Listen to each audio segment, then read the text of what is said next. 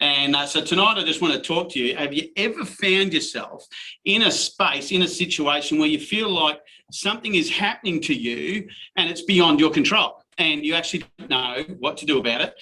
You don't know what strategies you could have. And sometimes it can just be what's going on in your own mind. You know, it can be how you feel about yourself, how you see yourself, how you relate to other people. You can just kind of be overly frustrated and not being able to cope with what's going on to you or going on with you, and you feel like it's a bit out of control.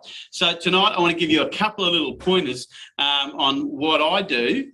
And maybe some of you can give some ideas too to some others on the Zoom call tonight about what you might do to cope when things are going out of control or when you feel like they're out of your control.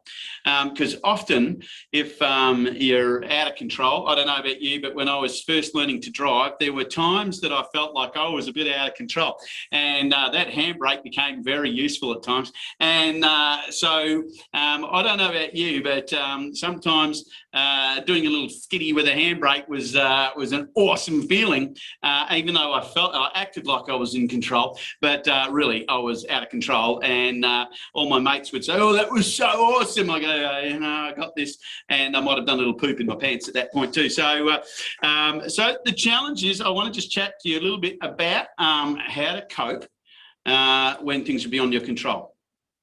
Because one of the first things that can happen to you is anger. You know, when you sort of get to a point where you feel like things are out of control, you just get angry about something, and you'll have several responses to that. So I'm going to go through a couple of those.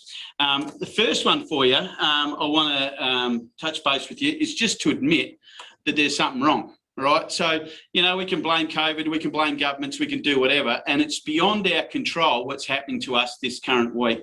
And some of it we can control. You can go and get vaccinated, you can isolate, you can do all those sorts of things.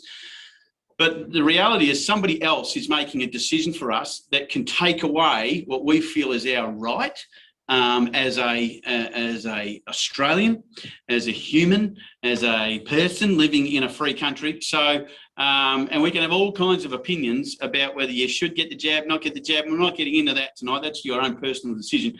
But the reality is I feel like people are making decisions for my life right now that I have no control over. And so how do I respond in the midst of that? And so the first thing to do is to actually admit that there's something going on, that there's something wrong. So if you're in a situation, and forget about COVID, right? Well, you can't forget about it, but you know what I mean? Let's put COVID aside. I'm talking about your day-to-day life, because this isn't just about coping with COVID. We've been doing this for 18 months, so we know what we're doing in that space, as frustrating as this, but this is more about how you can deal with stuff that is happening to you that is beyond your control. The first thing you have to do is admit that it's actually happening. Right. The first thing you have to do is realise that this situation or this thing is actually happening to you. So admitting that something is beyond your control is the first thing to getting through. So I'm going to give you about 4 or 5 different strategies, and yes, they start at 1 and they lead to 5. So the first thing is to admit it. Now, the second thing you might be interested in knowing is there's ways that we cope. I wonder if anybody wants to unmute, you can join me on this one, is how do you cope when things are beyond your control? What do you do to medicate that situation? You know, I think somebody said there's been a lot of alcoholics arise out of the last 18 months, you know, or a lot of people have become fitness fanatics. Some have eaten a lot more than they should have, you know, there's a whole lot of reasons. But what do you do to help medicate? I'll call it medicating. What do you help to do when you feel like something is out of your control? Anyone, just pop on in, just unmute and come on in. You can talk to me. And reevaluate the situation. You reevaluate the situation. That's a pretty mature thing to be doing right now. You know, okay, you reevaluate. Yeah, what else? Go outside and cut a tree down. Right, Mary. You go outside and you cut a tree down. Yeah, a little branch or something. Oh, like your neighbour's trees? Do you jump the fence and go? No, I would not do that. You're not going to cut your tree down just because I'm angry. I wouldn't have branches hanging over my side. Right. Generally. Yeah. Right. Someone. Oh, I can't see the chat room there. Can you just flip the chat up for me, Paris? Thanks. More like cutting. Yeah, more like I'll be cutting everyone out. Yeah, crazy challenge. Yeah, good. Sleep or cry or talk to your girlfriend about it. Yeah, that's true. Talking to somebody else about it. Sleep is an absolute massive coping mechanism. A friend of mine, every time stuff would happen in her life, she just said, I just want to sleep. I just want to sleep. Just if I wake up, at some point it'll all be gone. And unfortunately, that wasn't true. Wake up and it was often worse. So, yeah, what else you got? How else do you cope when things are beyond your control? Reach out to someone. Oh, whoa, there was 3. They were all at the one time. I was jumping screens. Yep. Go. Who? Go. Someone. One. Reach out to someone about the problem. Yeah. Okay. That's a cool idea. Reach out to someone. That's a great one. Yeah. Anybody else? There was 3 there. Yeah. I like to have a bath, binge watch my favorite TV show, or reach out to my support network. Nice. Have a bath. It's been a long time since I've had a bath. I've had plenty of showers, but it's been a long time since I've had a bath, you know. Yeah, I get it. The idea of a bath sounds like a good idea. I did go away one weekend and I had a milk bath. I don't know if you've ever been in a milk bath. That was a fascinating experience. But, yeah, what else you got? How do you cope when things are beyond your control? Journal. Journal. Yeah. Music. Yeah, music. Talk to yourself. Yeah, I can see those in the chat room now. Good stuff. Yeah. Journaling. Talk to your cats. Yeah, well, do that. Dogs and cats are very therapeutic in a space like that. Yeah. You're organised. Somebody says they organise things. That's a great idea, isn't it? They organise things. You know, can't cope with anything else right now that's going on or what's happening to me, but I can coordinate this and I can be in control of this. That's cool. Righto. So there's many things you bake. Melindy bakes, right? Nice. Yeah. What do you bake? Cakes and cookies and stuff. Nice. How come we haven't seen any of those in here, Paris? What's going on? You know. Anyway, so that's a deal. Is that we medicate it? So that's number 2. We always look for coping mechanisms or coping strategies when something's happening to us, because our body is designed to do a couple of things: flight or fight. So it wants to get away from a situation, or it's going to fight. Now, my mechanism is probably more I get a bit gritted teeth and I kind of lean into something when something's starting to get me a little bit wild up. So I medicate that by going to fight. G'day, Courtney. It's good to see you. I haven't seen you in ages. Hope you're doing great and the kids are doing great. It's good to see you. Hayley down there, loving you. See you. G'day, Will. So number 3. Hey, mate. It's good to see you. Oh, you've gone from screen to screen. This is madness what is happening on these screens here. Number 3 is, do you take care of yourself physically? Now, that doesn't mean you start, you know, the 24-week aerobic session, you know, but what it means is you can always take control of you. Even if other people are having some sort of control around your world, there is always a way or a strategy on how to take control of you physically. I was reading an article a couple of weeks ago about Nelson Mandela. You know, a guy, you know, wrongly accused, all that sort of stuff, put in prison, you know, 10,000 years, whatever he was in there, you know, and it's like he took control of his body physically because he knew at some point he was going to come out and he was going to be an instrument to help change the entire population, or right now the entire world. Of course, he's changed and his philosophies still remain. So, third thing you can do is look at yourself physically, you know, and so that's a great thing to be able to do. Okay, Chloe, you look like you got all your mates in your room there, though. You know, it's looking great. On the bed, you're eating popcorn. What's going on over there? You know, I'm distracted. So many things going on in people's houses right now. Oh, Paige is eating something. Come on, what's going on here? They're all eating stuff. They're all eating popcorn or something going on. You know, this is terrible, Muriel. Anyway. Where'd we get to? Number 3, that was take care of yourself physically. So have you ever heard the phrase beast of burden? You know, and do you know what that actually means? Anyone? Anybody know what a beast of burden is? Nobody? Have you muted everyone? You have to unmute if you're going to say it. Somebody said they buy more plants. That's really cool. What's a beast of burden? Nobody? Got nobody? Okay. A horse. Nice, Tyler. That was close. It's of the horse family. So a beast of burden is often referred to as a donkey or an ass, you know. Had to say that. Thanks, Mary.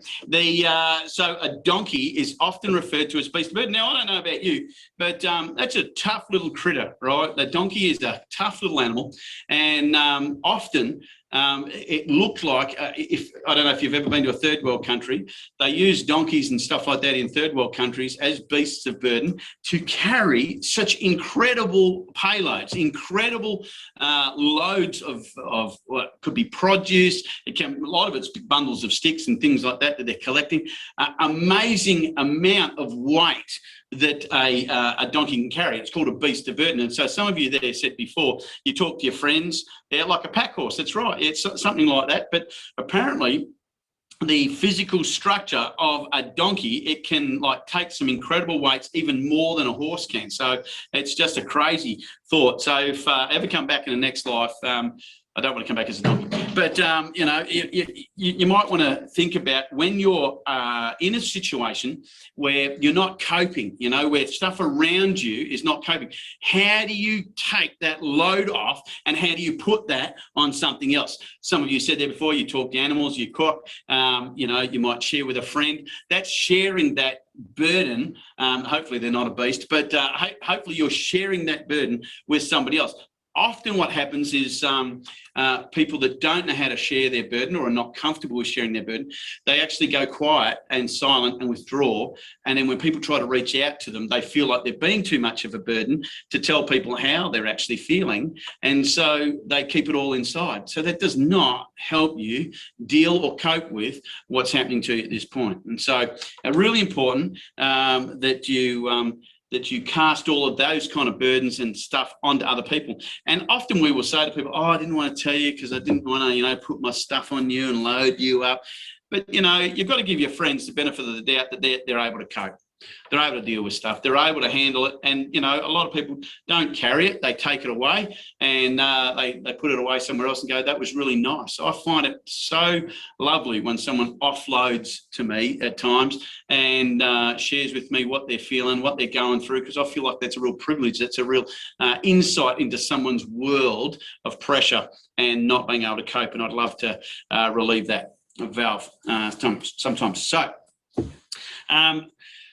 number 4 is, what do you put into your mind? So somebody was saying there before, they like listening to music. That's a great idea. So when you're in an environment that you can't cope or you feel like it's beyond your ability to control, putting stuff into your mind. What are you watching? What are you listening to? You know, when you open up your news feed or your Instagram or your Snapchat, what are you actually listening to? What have you liked? What are you following in those social media platforms that keep feeding stuff into your mind? I went through a couple of weeks ago my Instagram page, and I was just going through stuff, and I'm thinking, there were times where I pick up my phone, I go, oh yeah. I'm going, why the hell am I listening and watching and following some of this crap?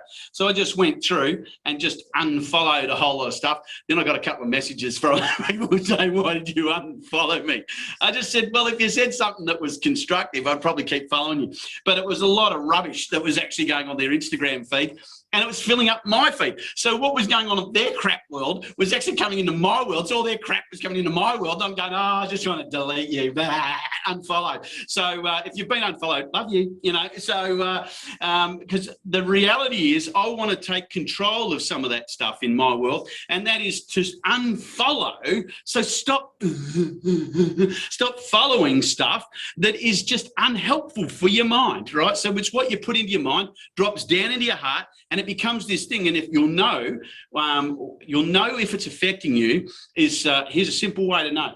Is that when you go to bed, if this is the stuff in your mind, you think, oh, I better just check my news feed. I better just check my Insta. I better just check my Snapchat. Oh, I just better check. If you just have to check all these things. And then when you wake up in the middle of the night because you need a wee, and then you pick your phone up, you go, oh, I better just check, I better just check. And then when you wake up in the morning, oh my God, I just better check.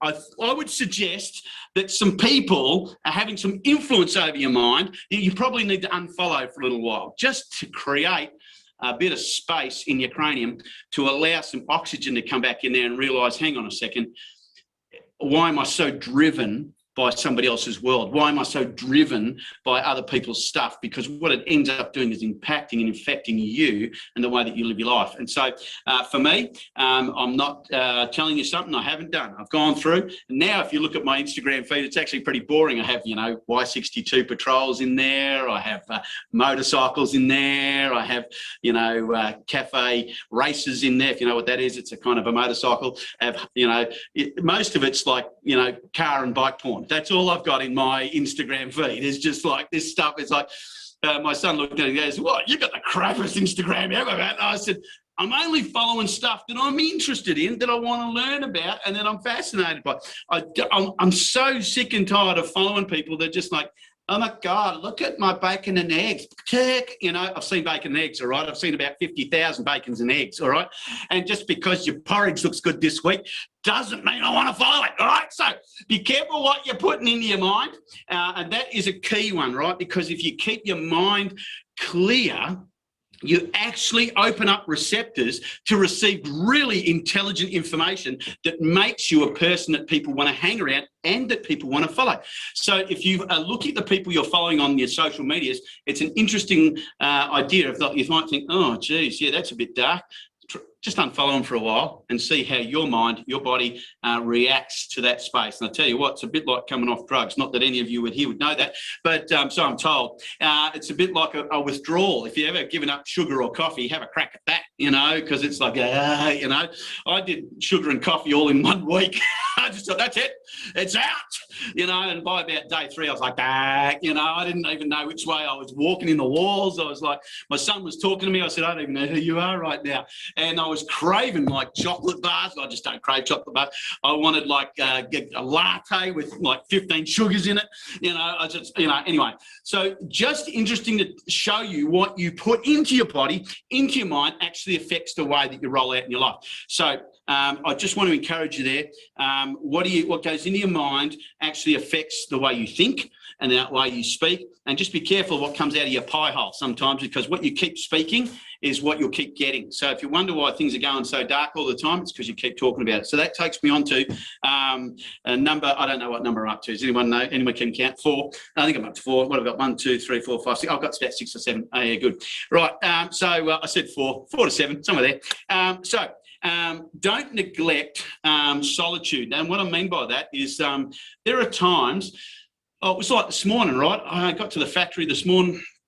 The car was frozen, man. My windscreen wipers are like across the ice, you know, and I'm going, oh, stuff this. I just got out of the car, went back in the factory, and then about, I don't know, 8:30, the sun came out, and I was like a lizard on a rock, right? I came out the front of the factory with my little chai latte, and I stood outside, and I just stood in the sun, and my son Josh comes past me, he goes, "You're right." I said, "Oh, don't disturb the serenity," you know, and I could feel my bones warming at that point, you know. Winter sun, I was like, did anybody do that today? Where you're like, oh, there's a triangle of sunshine coming in my window, stick my face in it. Did anybody try that today? Right? Yeah. See, I'm not the only mad idiot out there. I was like this lizard scurrying onto the little pedestal of rock, you know, and I was looking at it and going, yeah, I love this. And soon enough, I had a welder in the factory, and then my son and my nephew were all out there. We're all crammed up on this little corner of triangle of sunshine. We're all like, you know, we're all like trying to de-thaw, you know, this morning because the factory was so cold. So don't neglect those moments in your life where you just need some time away. Often we go, oh, what's wrong with you? You're so depresso. You know, it's not. There are times that we need to meditate. There are times that we need to, if you're a spiritual person in that space, do that. You know, yoga, you know, that sort of stuff. If you're a Christian or got some sort of faith, pray is another way of meditating. Just, you know, listening to some calming music, whale music, whatever it is. You know, whatever it is you like doing, just do that. You know, for Paul, it might be playing the drums. It's like escape, you know, just go, boy, you know, you've got to find those triggers that help you. And the minute you neglect that, everything then begins to mount up in a way that you feel like everything around you is out of your control and you can't cope. So another one for you is there might be actually some physical issues that you need to go to the docs about. Often we forget that there are doctors for good reasons. Now, I'm not talking about just going to the doctor because, you know, you got a little sniffle, you know, because you don't have COVID because it is flu season, right? You know, so there's only 11 people out of 5 million that actually have it right now. Okay, just letting you know, giving you the mail. So if you've got a little cold or if you've got something going on, all right, physically, if you feel it, your body will tell you if you're unwell. Your body will tell you, it'll give you signals to say something's not going on here. You're better off to go and get it checked. Now, statistically, I don't know why this is, women are more prone to actually go to the doctors quicker than men, you know, and that's usually a bad thing because men usually leave it until it's too late. So, gentlemen, you know, get it together. The other thing I wanted to share with you, of course, is that I think this is number 6 or 7. I don't know. I've lost count. If somebody's counting, you know, count them up. You know, I don't know. Bonnie's telling me this is number 7. Well done, Bon. Good job, girl. 7. Okay. Is the ability to have, men usually wins first and then go to the doctors. Nice one, Mel. Sure they do. You know, I hate electric blankets. Okay, I hate electric blankets too, especially if you're wee-wee in the middle of the night. That's never a good feeling. But anyway, the thankfulness. Well, you know, if you've had a few too much water in the night time, you know, you might forget where you are, you know, and I'm like swimming in the lagoon, you know, and all of a sudden I wake up and I'm in my own lagoon. But anyway, that's right. Audio. Night. Anyway, so one of the last things I wanted to talk to you about is the idea of thankfulness. You know, I'm on a lot of pages where people are saying, you know, I'm grateful. They do a 365-day thankfulness thing. You know, they do every day they're thankful for something. Do you know, there is some research out there that's done that said depression and bitterness will never grow in the same place as thankfulness. I was like, I had to read that a few times and I had to let that, let that sink in, right? So depression, and I even wrote it down here tonight because I didn't want to forget to tell you it, is if you find that you are depressed a lot, or if you feel like depression is one of those things that come over you like a cloud, like a cloak, and if you feel like there's bitterness within inside you, the one way to combat that is to be thankful every day for one thing. Is, you know what's amazing is if you did that for 30 days, you will be in 30 different degrees. Isn't that amazing? 30 different degrees, it's only 1 degree, 30 degrees difference in your mind and in your attitude by the end of that month, even if you only did that 30 times. And you probably haven't thanked something or were appreciative of something for 30 days in your lifetime. I can't remember doing 30 days of thankfulness, but I'm thankful every day for things in my life. And often people go, oh man, you're so out of touch of reality. Just thank you for this and thank you for the friends, thank you for the car and thank you for the health and thank you for the pizza. I always thank people for pizza. And so, you know, the fact is that you're thankful, and some of you eating popcorn and be thankful for the popcorn, you know, so be thankful for things. And it can seem so silly, you know, to be thankful. But you know what? When you are thankful in your heart about something, your bitterness and depression has no room. It actually can't take hold. It actually can't grow in the same place that a thankful heart is. And when you're thinking about thankful things, bitterness and depression can't hold into your mind. Isn't that unreal, right? So here's a challenge for you.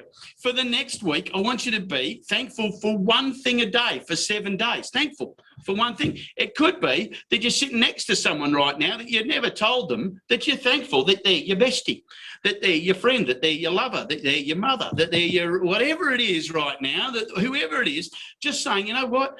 Don't say any more than that. Just say, I'm really thankful for you. But it's like, you know, you look at someone and you say, I'm really thankful for you. And they go, what do you want? You know, it's like, it's not about what do you want. It's like, yeah, shut your hole. You know, it's like, but so what? What they say to you, back to you. Now, if you do so, now that could be you gals there. I can see you two laughing at one another.